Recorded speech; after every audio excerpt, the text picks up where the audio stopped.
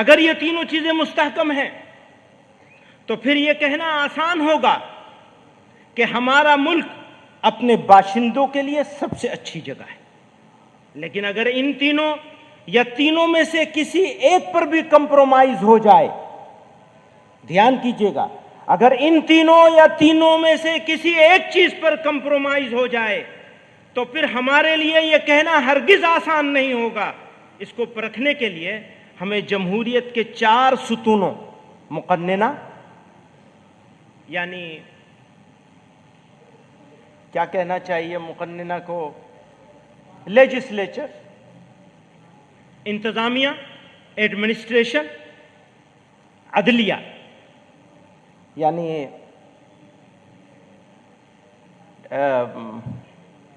Judiciary, اور number 4 media.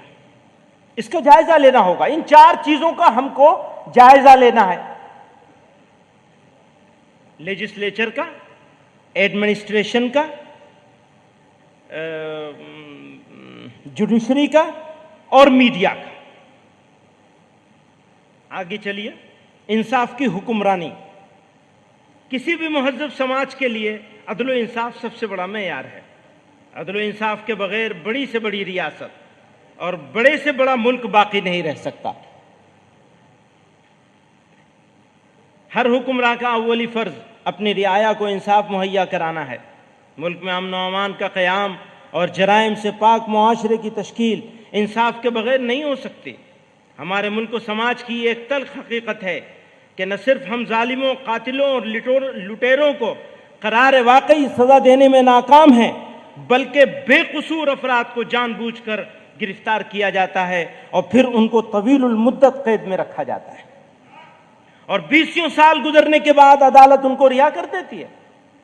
ایسے ہزاروں واقعات کا ریکارڈ پیش کیا جا سکتا ہے.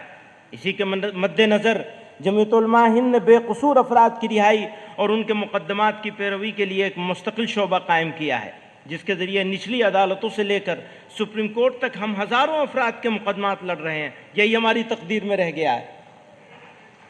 خاص طور سے ان لوگوں کے مقدمات جن کو یو اے پی اے اور دہشت گردی کے دیگر قوانین کے تحت بیجا گرفتار کیا گیا ہے. نیز یہ بات بھی عام طور سے دیکھی جاتی ہے کہ فسادات کے موقع پر مارے بھی مسلمان جاتے ہیں، لوٹے بھی جاتے ہیں، اور الٹا ان کو ہی قصوروار ٹھہرا کر قید و بند کی سزا دی جاتی ہے. کلیجہ تھام لو روداد غم ہم کو سنانے دو. کلیجہ، کلیم عاجز مرحوم نے کہا ہے، کلیجہ تھام لو روداد غم ہم کو سنانے دو، تمہیں دکھا ہوا دل ہم دکھاتے ہیں دکھانے دو. زمانہ صبر کر لیتا ہے عاجز، ہم بھی کر لیں گے، خلش دل کی مٹا لینے کو دو، آنسو بہانے دو.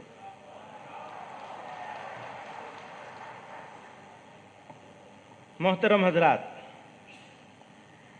جب ہم وہ جو چار چیزیں الگ کی گئی تھیں کہ وہ 4 چیزیں پہچان بنے گی اس بات کی کہ ملک کیسا ہے، کس راستے پہ جا رہا ہے، اس میں عدلیہ بھی آتا ہے. ہماری جوڈیشری، سپریم کورٹ اور ملک کی دوسری عدالتیں بھارت کی سب سے بڑی جمہوریت کی محافظ اور اس کی طاقت ہیں. یہ عدالتیں اپنے خود مختار نظام کی وجہ سے حکومتوں کے بے لگام اقدامات پر قدغن لگاتی ہیں. سماجی بہبود، ماحولیات کے تحفظ، انتخابی اصلاحات وغیرہ کے مسائل پر ان کے احکامات اور رہنما اصول ملک کی درست رہنمائی کا سبب بنتے ہیں. لیکن گزشتہ کچھ عرصے سے بالخصوص بابری مسجد، طلاق ثلاثہ وغیرہ پر، اور بھی بہت سارے ہیں، یہ 2 کا ذکر میں کر کے، وغیرہ پر فیصلوں کے بعد یہ تأثر عام ہو رہا ہے کہ عدالتیں ریاست کے دباؤ میں کام کر رہی ہیں. اقلیتوں کے آئینی حقوق اور دستور کے بعض بنیادی اصولوں کی تشریح کی ایسی مثالیں سامنے آئی ہیں جنہوں نے عدالتوں کے کردار پر بھی سوالیہ نشان لگا دیا ہے. مختلف عدالتوں نے مسلم پرسنل لا سے متعلق مسائل کو لے کر جو فیصلے دیے ہیں ان سے ایسا محسوس ہوا کہ ان عدالتوں نے قانون کی تشریح کے بجائے قانون وضع کرنے کی کوشش کی ہے.